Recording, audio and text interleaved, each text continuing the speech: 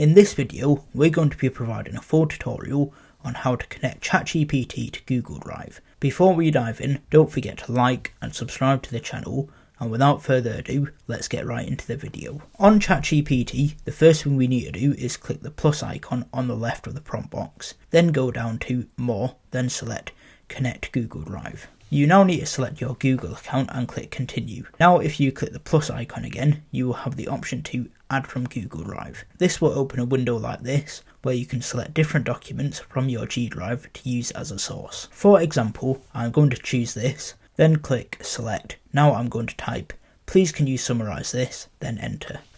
ChatGPT has now summarised the document from our G Drive. If you found this video helpful, don't forget to like and subscribe to the channel, and we'll see you in the next video.